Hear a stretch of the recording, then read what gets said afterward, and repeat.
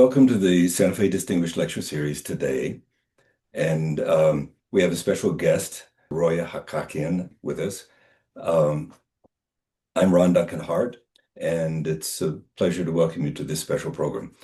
Uh, Professor Hakakian is an Iranian American Jewish poet, writer. She has been called one of the most gifted activists, academics, and journalists of our generation.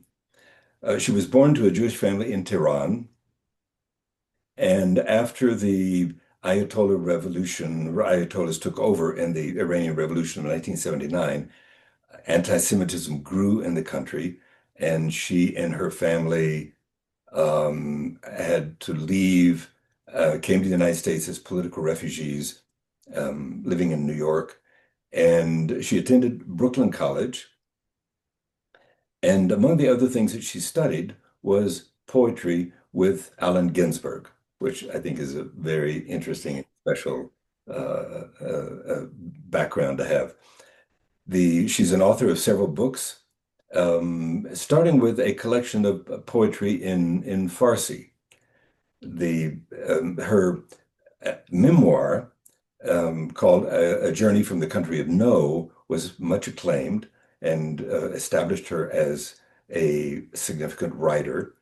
Then her other books have followed, Assassins of the Turquoise Palace, and more recently, A Beginner's Guide to America for the Immigrant and Curious, for which she appeared earlier on the Santa Fe Distinguished Lecture Series in an interview in 2021, and we are so pleased that she can be back with us today.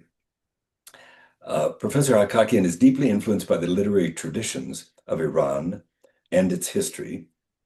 She draws inspiration from political subjects and treats them with lyricism. She takes on some of the most interesting and difficult issues today, addressing gender, women's rights, exile, persecution, and of course the issues with Iran and terrorism and the problems in the Middle East today. As she treats all of these, she inserts her own poetic sensibility, which you'll be seeing today. Her essays on Iranian issues have appeared in the New York Times, Washington Post, and the Wall Street Journal, among others. And you might also have seen her on NPR, PBS, CNN, and the major broadcast networks, ABC, CBS, and NBC. Her awards include being a Guggenheim Fellow. She's a member of the Council of Foreign Relations, the Yale Whitney Humanities Center, visiting fellow at the Wilson Center for International Scholars in DC, as part of the Smithsonian, and also the Hadassah Brandeis Institute at Brandeis University, which was founded by Shulamit Reinhardt, who has also been on this program previously. An interesting thing that maybe we'll have a chance to talk about later. She was commissioned by UNICEF to do a film called Armed and Innocent on the subject of the involvement of underage children in wars around the world today. It was narrated by the actor Robert De Niro and was nominated in many different film festivals for one of the best short documentary films of the time. So, Professor Hakakian, we welcome you back to the Santa Fe Distinguished Lecture Series today. Thank you so much. I'm delighted to be with you. So I think the question probably in the minds of many people is the issue of the Ayatollahs and their role in the Middle East today, especially as we see it in relation to Israel. Mhm. Could you begin by talking about that and what is the background of that and the ideology involved? Mhm. Well, one of the things that I've actually uh, been thinking about for a very long time, and it was an explanation that I needed to give to myself in order to understand really what happened in Iran and why this preoccupation or in a way, to some degree, fetish about Israel, which started really early. I remember being a little girl in Tehran just before the Iranian Revolution took place in 1979, and hearing all the anti-Israel slogans on the streets, even before the Iranian Revolution had succeeded. So it was for me a very important intellectual issue to try to figure out why this country that doesn't share a border with Israel, that is in some ways that in some ways has far more in common with Israel than with any other Arab neighbors of itself. Why would it choose to be so rabidly anti-Israel?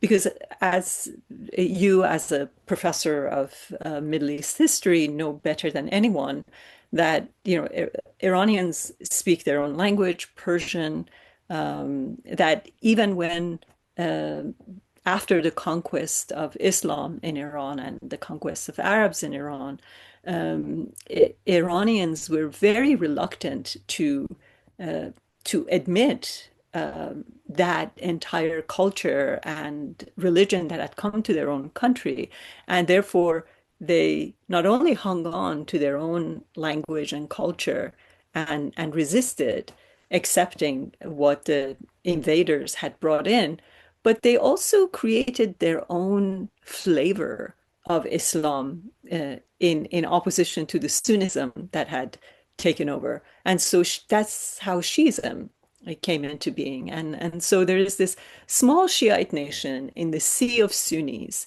And so in many ways, both Israel and Iran are the cultural outliers in the entire Middle East, and so they have a lot more in common in that way than they do. They have reasons to be hostile to each other. So I always wanted to know where that came from. And and over the years, as I've thought about this, and as I have listened to the many sermons that Ayatollah Khomeini, the leader of the Iranian Revolution of 1979, the cleric who basically spearheaded the anti-Shah protests, anti-monarchy protests that eventually toppled the monarchy in Iran in 1979. The more I listened to his sermons, the more I realized that he was looking for a way of distinguishing himself as an Islamic and Islamist leader. So here's this guy who doesn't speak Arabic. I mean, he spoke Arabic, but obviously he was leading in a nation that was not an Arabic speaking nation. In addition to that, he was also a Shiite leader, which is a very small fraction, 10% of the entire Muslim population. And therefore, he was looking for a reason to distinguish himself from among all the other, Arab and Islamic clerics in the Islamic world. And and I believe that Israel gave him that reason to distinguish himself. In other words, he became this idea or turned himself into this idea of the savior of the Palestinians. And that uh, gave him a very important platform at which or through which he could galvanize or bring attention to his own cause. And I think so in some ways it was what enabled a minority figure to speak to a majority in the Arab world, in the Muslim world. And it was a way of also appealing to secular socialist, communist intellectuals of that era who didn't have much sympathy for Islamic ideas, couldn't get excited about his sermons about, how women had been corrupted under the monarchy for, doing away with the hijab laws, with the Islamic dress code laws. An average educated person in Tehran couldn't possibly uh, have a sense of solidarity with this clerical leader um, who was saying backward things that, they had distanced themselves from. And therefore, he also realized that once he started to take on the United States and Israel, that a lot of educated secular classes who were otherwise not stirred and not excited by his message came around and began to look at him as a unifying figure around whom they could come together and topple the monarchy. So I think, in many ways, he figured something out way back then, 47, 48, nearly half a century ago, that we see now working on US campuses, which is how do you use an Islamist platform in order to attract secular, socialist, communist figures around you around the same ideas and causes. And he did that right there and then. He did so in order to appeal to, the anti-Israel, anti-imperialist, secular forces in Iran at the time of, in the 60s and 70s. Yeah, yeah. So it's interesting the point that you make about that he's coming from an Islamist point of view, but he's able to attract the more leftist, the socialist, the secularist. And, Around the ideas of anti-imperialism and and anti-Zionism, which was also part of their platform. So this is really important because he in a way he's inventing something that I don't know if, in the history of Islamism, others had invented too. Obviously, what he most cared about was how to, put the hijab, put the Islamic dress code back on the women's heads, how to Islamicize the Iranian society. These were his real issues. But in order to uh, become powerful enough to do those things, he needed to bring around the rest of the society under his own umbrella. And anti-imperialism and anti-Zionism appealed to, middle class urbanites, seculars who would otherwise not have sympathies for him. yeah, yeah. So it's interesting, of course, in the 40s and the 50s, as the colonial European colonialism was being phased out, Mhm. and these new Middle Eastern countries were coming into effect. I mean, the first thing you get is Arab nationalism with Nasser. Mhm. Um, but then there's such a shift. Arab nationalism was secular, socialist, all that sort of thing. And then you get this shift to Iran and the Ayatollah revolution, the Islamist Mhm. revolution, Yes. which shows up with Hamas and with Hezbollah and these other things. That's quite a change. It was the Ayatollah was inspiring, I suppose. Well, only because, just as you kind of framed it historically, there weren't any Talibans, there weren't any ISIS, No. there weren't any Al Qaeda before the Ayatollah. So when he appears on the scene, where in the Arab world, the one of the most magnetic figures up until then had been Nasser, he appears as an extension of the same um, ideology of liberation, or the same figure who's working for the liberation of his own nation with an Islamic twist. So, when you look back and I have interviewed and spoken to a lot of Iranian intellectuals, secular intellectuals who even entered, some of whom entered his cabinet, um, or the cabinet, provisional government that came into being after the success of the Iranian Revolution, they say that they saw him as an Iranian Mahatma Gandhi. They Oh, saw him as this liberator figure who had decided that the best thing to do in order to resist the forces of, colonial powers, in his case, he was really anti-American. It was to return to our own traditional or cultural roots. And so his use of Islam to a lot of seculars at the time appeared to be an appeal to um, a, a national sense of authenticity, not not a a an effort at creating a religious theocratic country, but an effort at uh, defining a sense of resistance against U.S. imperialism or imperialist powers by reaching for their own indigenous um, uh, cultural flavors. And so at the time, he didn't intimidate uh, most people as an Islamist figure because the prototype before him didn't exist. He was really the first 20th century prototype. And so without a reference to predate him, without there having been an Osama bin Laden or a lot of these figures that came after, people weren't intimidated by his theocratic inclinations as much as they should have been.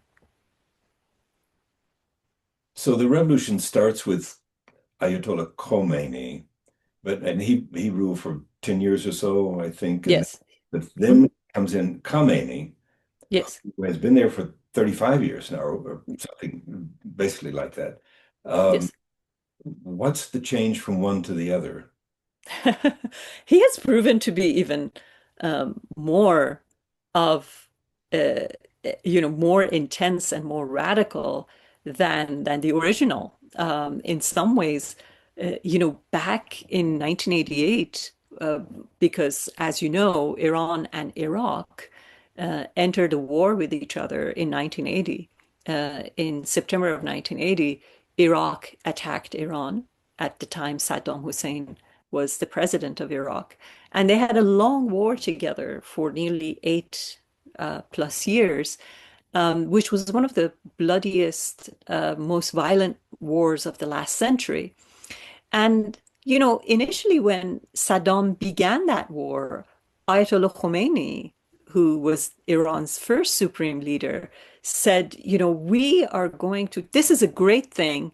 I call this the second revolution after the 1979 revolution. In other words, he thought that this war was a gift from heavens because now he was able to push back not only against Saddam's occupation of Iran, but then, send Iranian troops through Iraq to conquer Jerusalem.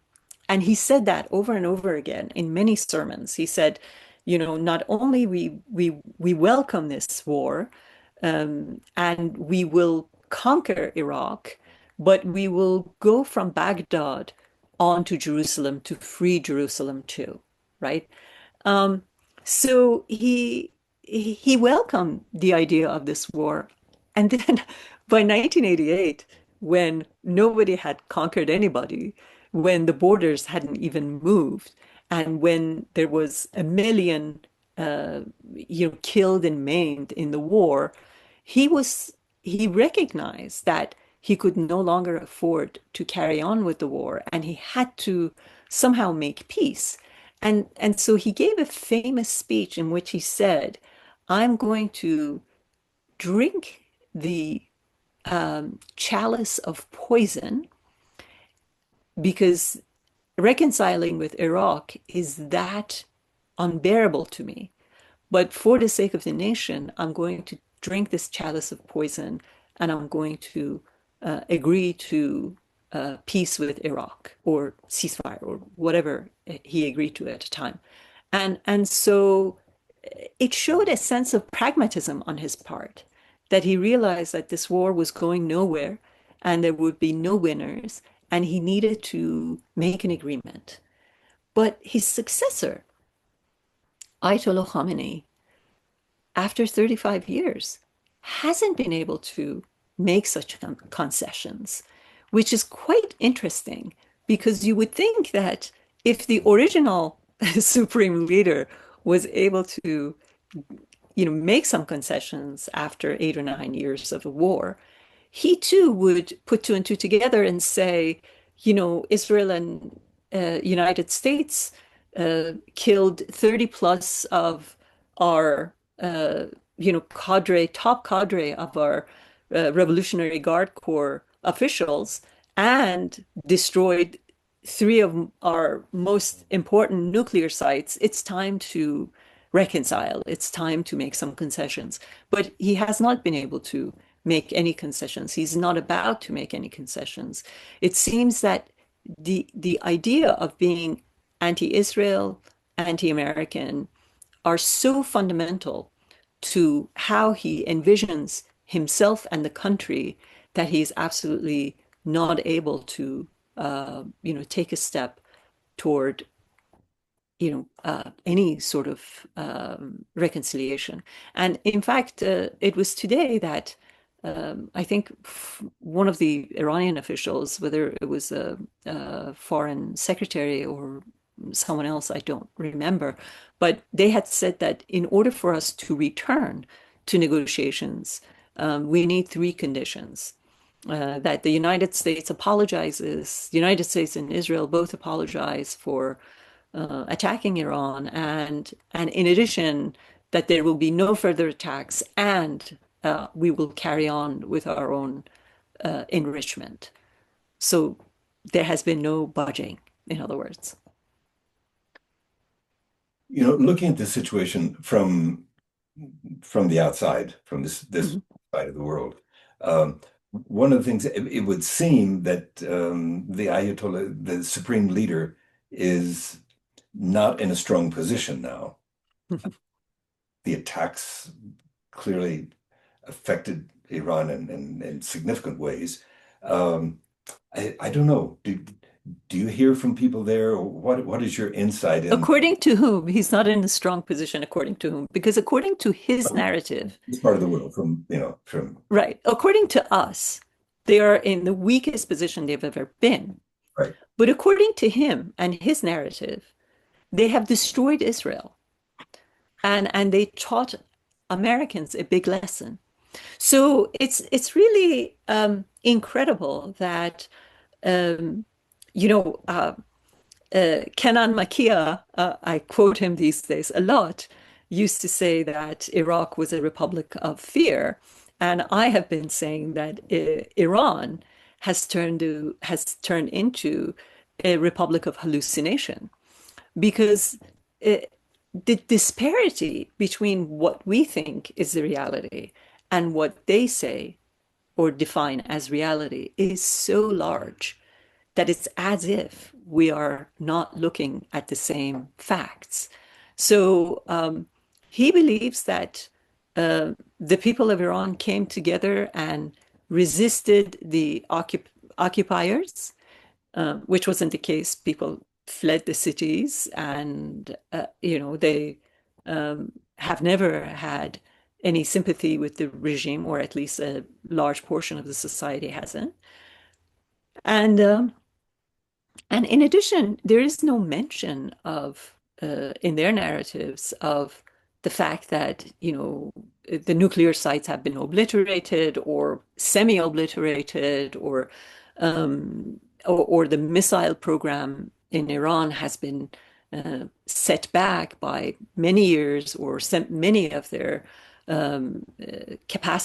missile capacity has been lowered in a significant way. There's no acknowledgement of any of these things.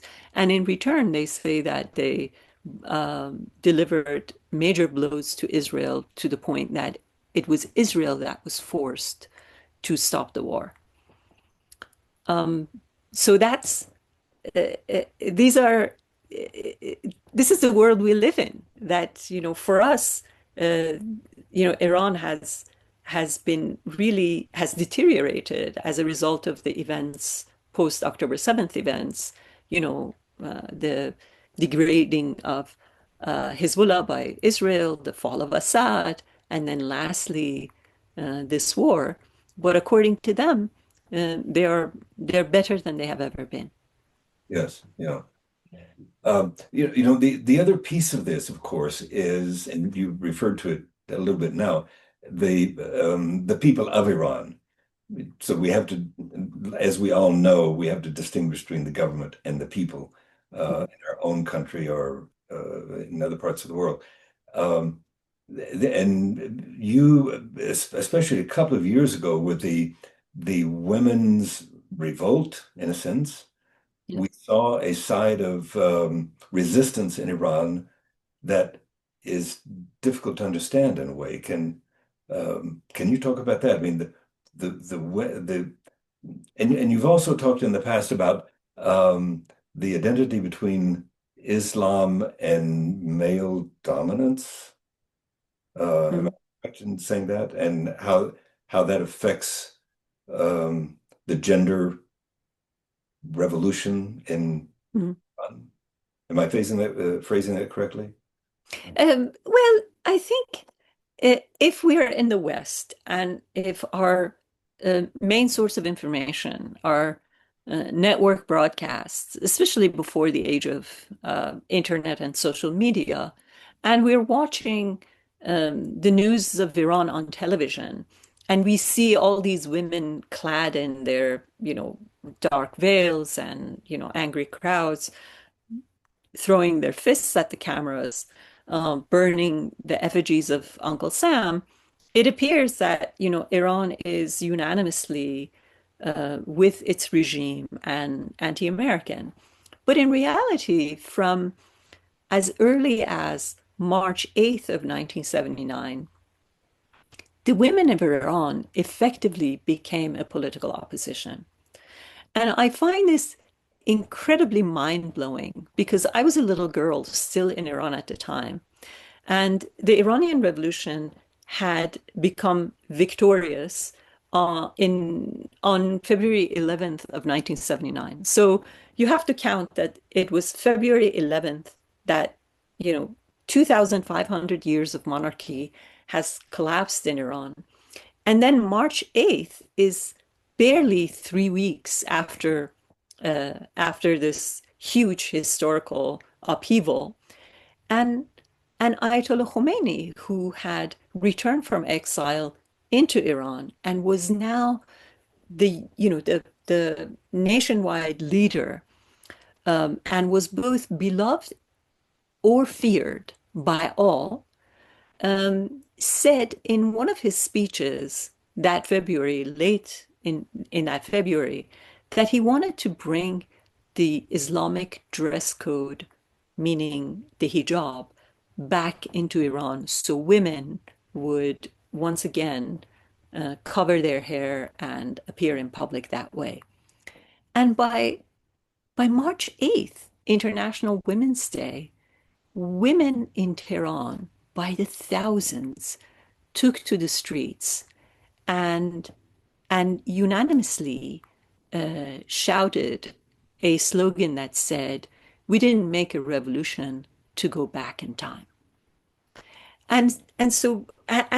What's amazing is that, if you check YouTube and put in, March 8th, 1979 Iranian women protests, the videos of that event pop up. And you can see that women in Iran with their some with their covered head and most without are protesting, demonstrating on the streets, chanting that they want freedom and they want equality.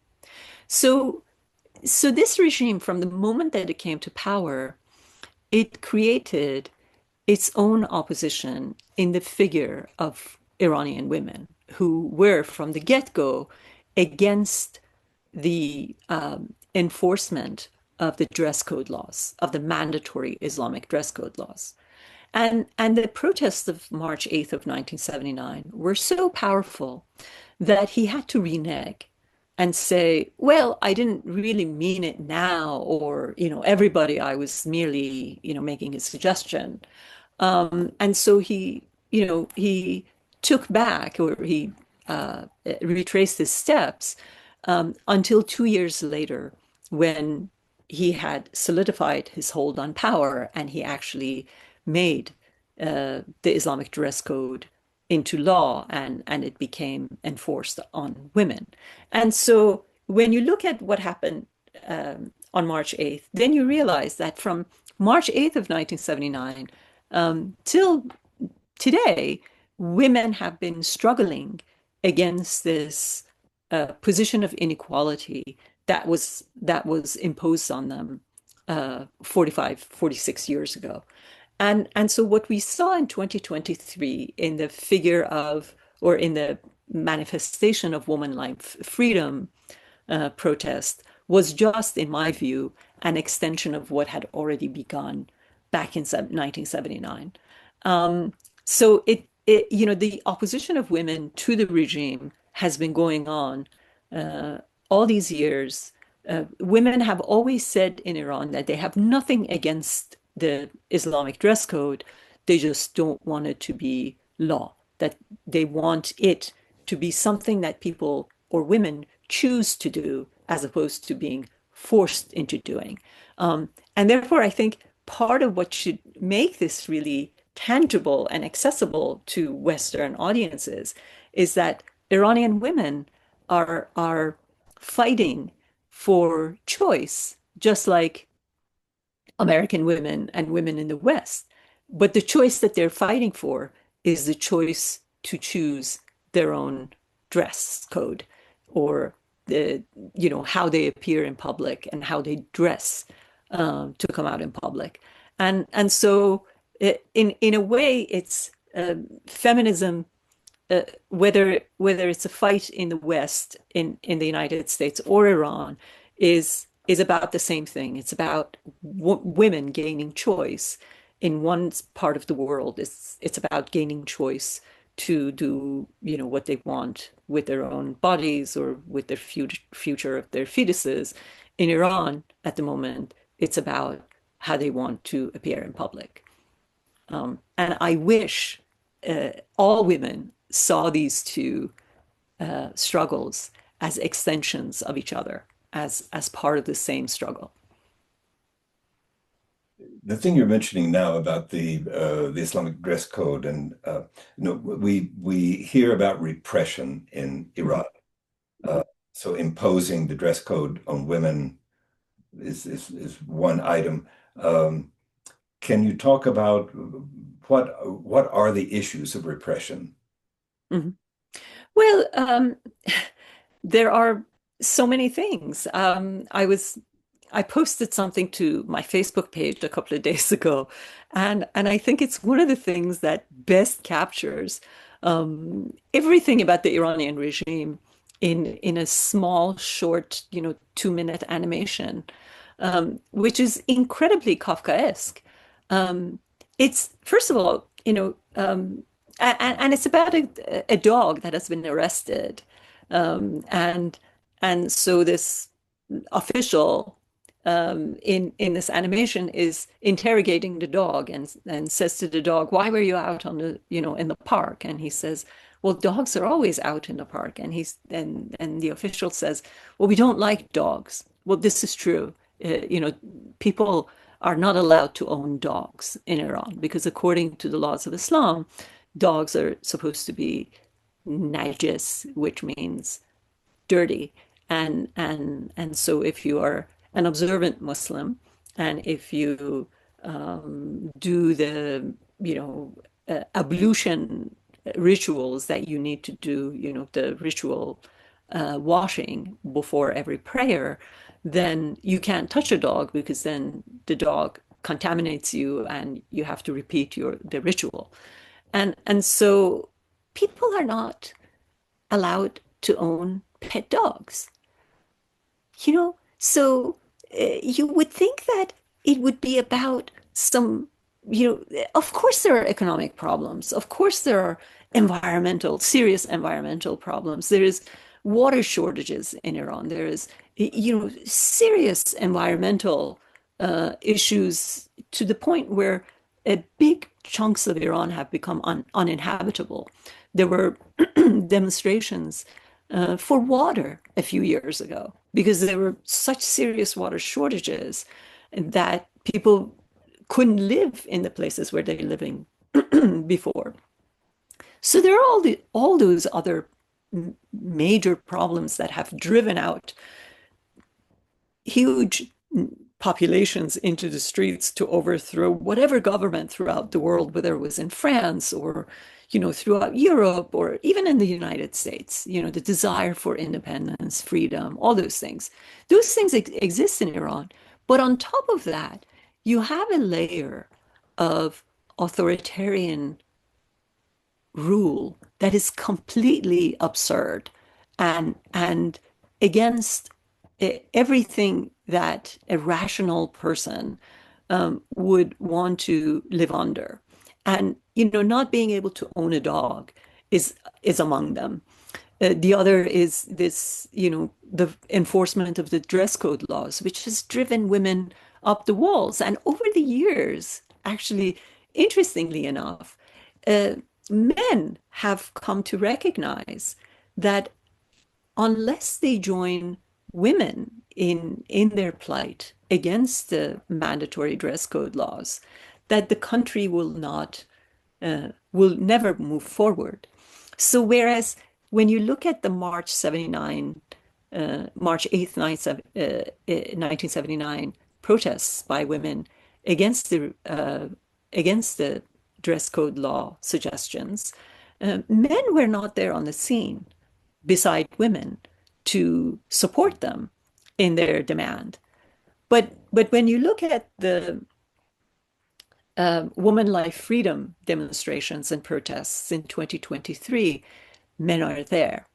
So when you look at sort of the evolutionary or sociological leaps that the country has taken, I would say that one of the most important has been in the way that men understood that as long as women don't have equal rights, that their country is not free.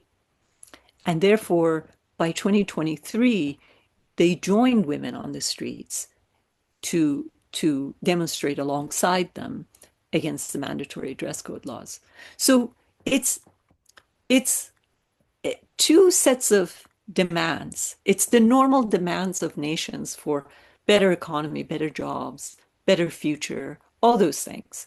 And in Iran's case, it's also about the nation that does not want their government to fund proxy groups and to allocate budgets that could well be spent within the country on, some outlaw group in Yemen or Gaza or Lebanon. It's all those things. But in addition, it's also a series of normal things that they want. Young people want to be able to walk out with their girlfriends and boyfriends on the streets, but they can be arrested if they appear in public with, holding the hand of a girlfriend or boyfriend.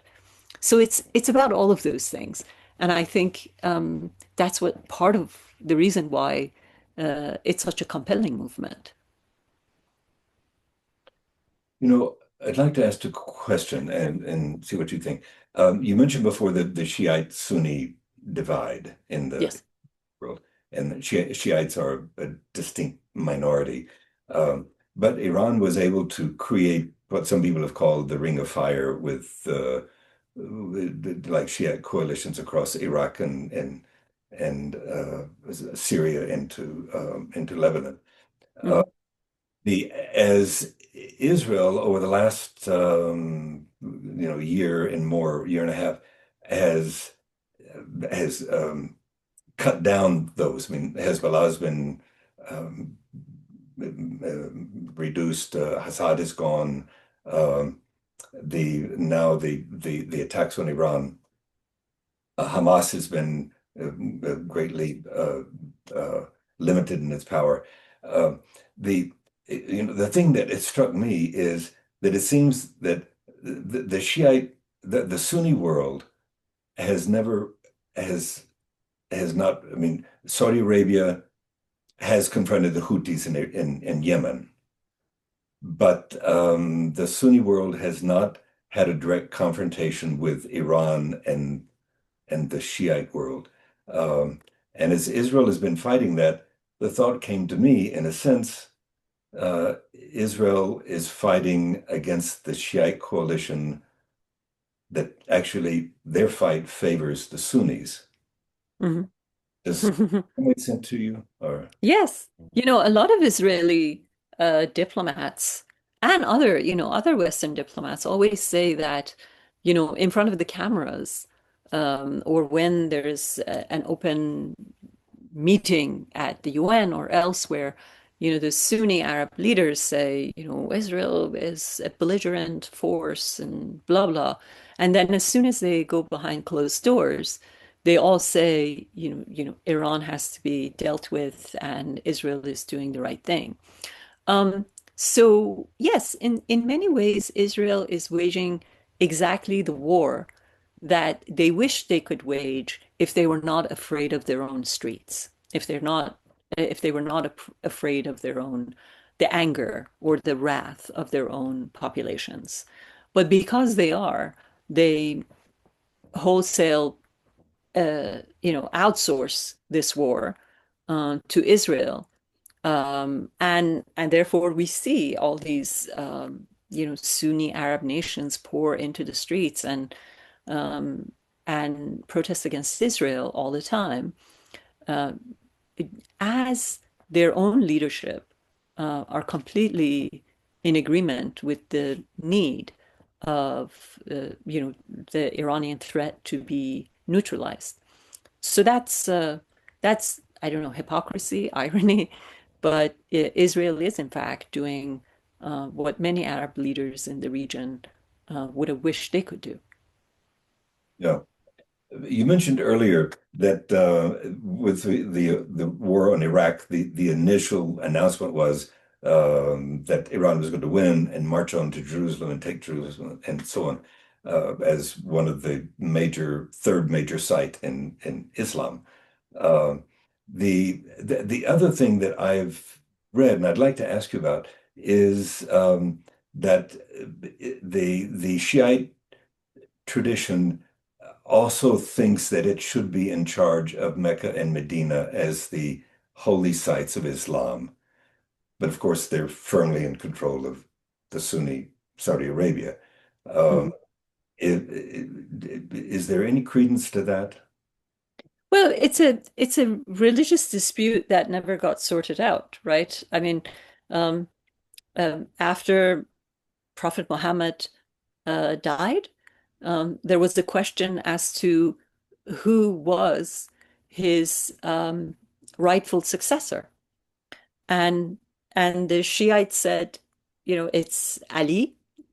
And the Sunnis said, no, it's who we say it is. And so if they never agreed uh, about who how the religion was really going to be passed down and through whom and what leadership, then there is this long-standing enmity and disagreement that over which there have been many wars that have been waged throughout Islamic history, that has yet to really be resolved. This isn't like uh, the Sephardim and the Ashkenazim in the Jewish tradition. We're not. It isn't about we eat rice on Passover and the Ashkenazim don't eat rice. It's about something fundamentally important, which is who's the real successor, and the Shiites look at the Sunni successors to Prophet Muhammad as absolute evil, and the Sunnis probably feel the same way. So there are some very serious rifts that have always been there and never been really never gone away.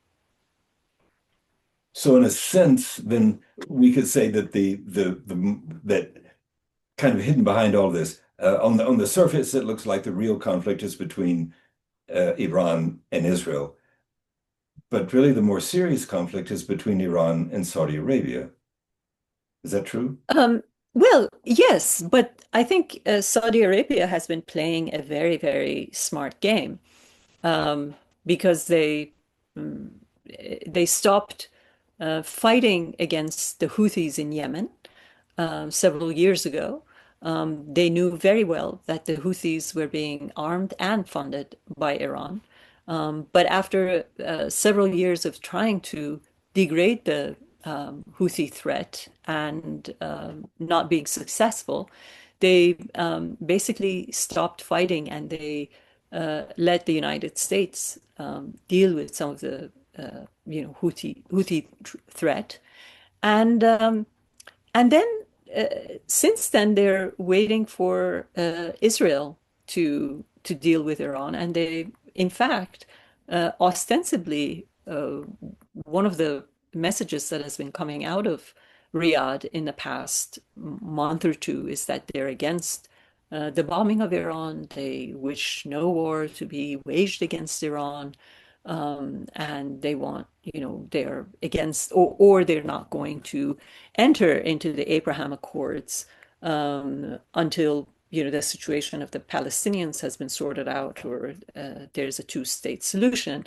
But they have recognized that in order for their own populations to be satisfied with their political decisions, they need to allow the United States and Israel to do all the dirty work that would otherwise get them into trouble. And dealing with Iran is one of them, and appearing as if they really care deeply about the Palestinian issue, whereas, on the record, some of these leaders have said that they could care less what happens to the Palestinians at all.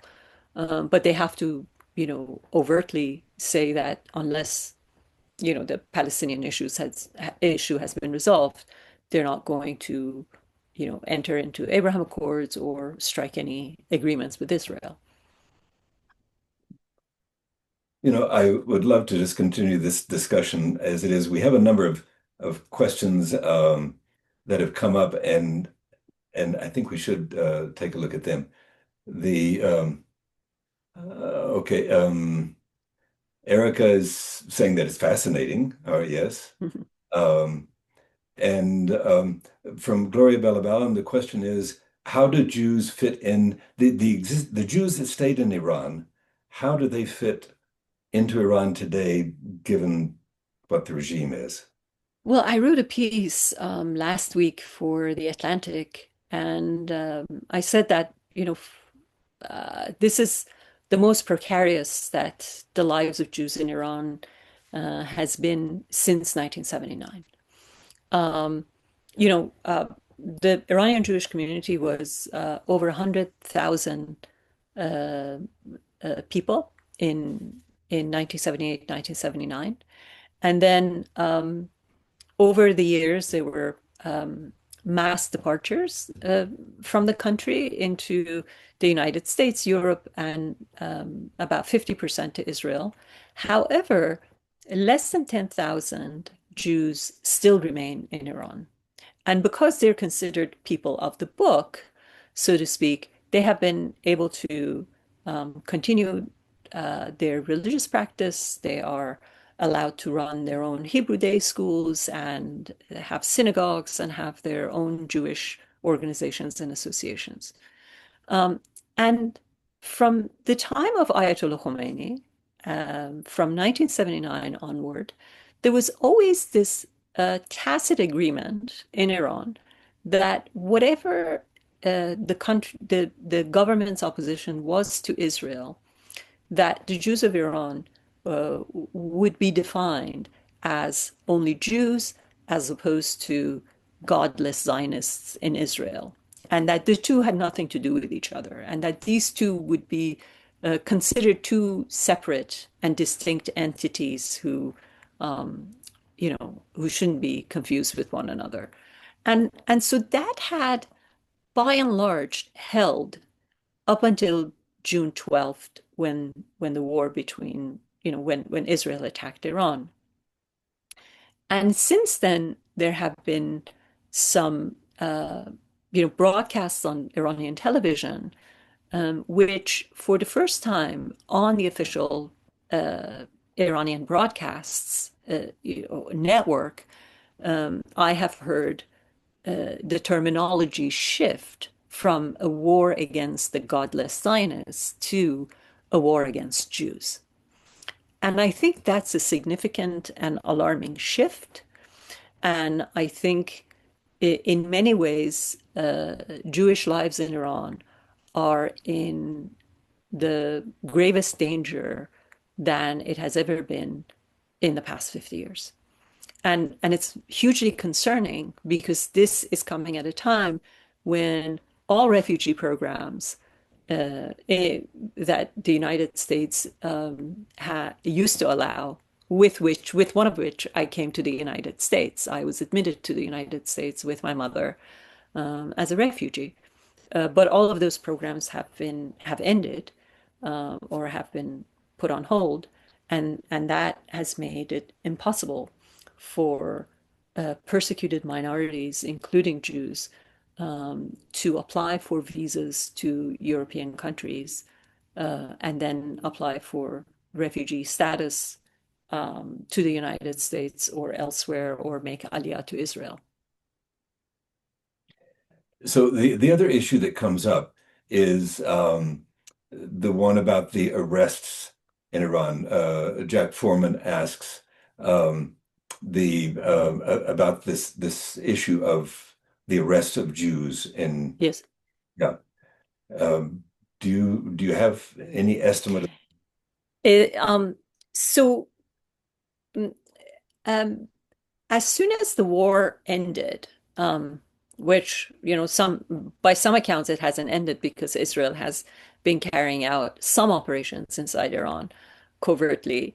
But when it officially ended after 12 days, the regime began some sweeping arrests of several hundred people. And among them were a lot of religious minorities, primarily Baha'i Iranians, uh, who have who have always been considered an infidel religious community. They have practically very few rights in Iran. And then about 30 plus members of the Jewish community. Um, it's nearly impossible to get some reliable accounts of what happened to the Jewish community because those who had been arrested had been told that they are not allowed any communication with anyone in Israel, and their mobile phones were confiscated, and the authorities monitored and looked through their social media activities to see whether they had posted anything that they didn't approve of or got in touch with anyone, especially in Israel. And there's a lot of sensitivity to contacting American people in America too. So people have told their relatives, Jewish people in Iran have told their relatives, don't contact us. We'll find you. Don't call us. Don't message us. Don't do anything. And then they have said that everybody has been freed. So what I have gathered is that the majority of the people who had been arrested have been freed. And then the Iranian Jewish representative in the Iranian parliament, because all religious minorities, the religious minorities who are considered people of the book, which is Christians and uh, Zoroastrians and Jews, each have their own representatives in the Iranian parliament. So the Jewish parliamentarian, gave an interview in which he said, yes, there are 10 Jews who have been arrested, but they have not been arrested in relationship to this war at all. This is for other things that they had done that they're being questioned. So there are some people in detention, apparently. We don't know how many. There were more of them who had been arrested, but have been released, and they have been told not to contact anyone in Israel, to stay off social media, and that's where things are at the moment. A question from Lenisa Mindy is about regime change, and she's asking Mhm. if you think that this could occur internally with Iran, or would it need external intervention of some sort? Well, I was quite shocked, as were many, many Iran watchers and diaspora Iranians, um, when Israel stopped, short of killing, um, a few key figures who really stood in the way of um, major transformation in Iran. Because as it is, as long as the supreme leader stays in power, nothing really changes. He's still as entrenched, with his heels dug in, as they ever were. And so politically, it's really, I mean, Iran will uh, try to develop nuclear weapons as soon as it can. It will be as unfriendly and hostile to Israel and the United States as it has ever been. So it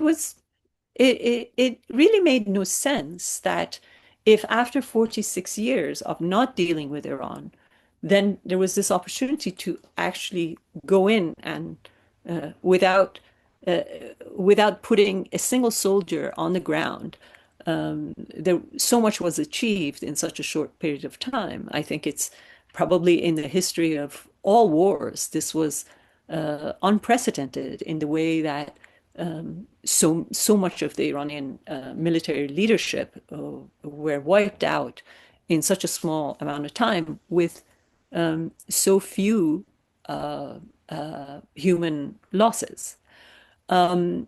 But as long as the leadership stays in power, as Israel and the United States decided that they shouldn't be touched, then I think um, regime change will be as difficult as it has ever been. Now, that said, there are some movements that can be detected since the end of the war. A couple of the political leaders who had been under house arrest in Iran for many, many years have issued statements from under house arrest demanding that the regime hold a national referendum, putting the idea of yes or no to continuing with the idea of an Islamic republic. And lots of people have signed on to this demand and are now joining in demanding the same thing. I don't think this will go very far, but it just shows that there are, forces that are trying to come together and organize. One of the things that you have mentioned in the past is that we have to look at morality in black and white terms, Mhm. especially looking at this situation. Can you comment on that? Yes, I think one of the mm, one of the most jarring things for me, but which comes up time and time again, is to hear Americans rightly criticize America's intervention in Iraq and in Afghanistan. I think there were huge, grave errors that were made unnecessarily, that led to significant losses of human life and American resources, which is which should have been completely preventable and should have never happened. But you don't go from that to isolationism.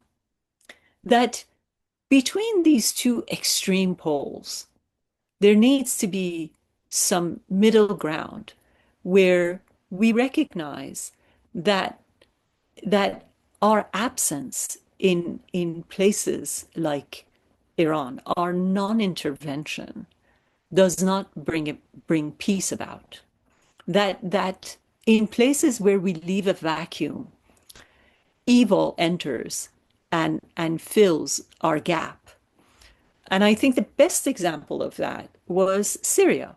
You know, the United States decided that it was not going to intervene in Syria in any shape or form. In fact, when Assad used chemical weapons against its own people, which was a red line by every definition for the United States, we did nothing.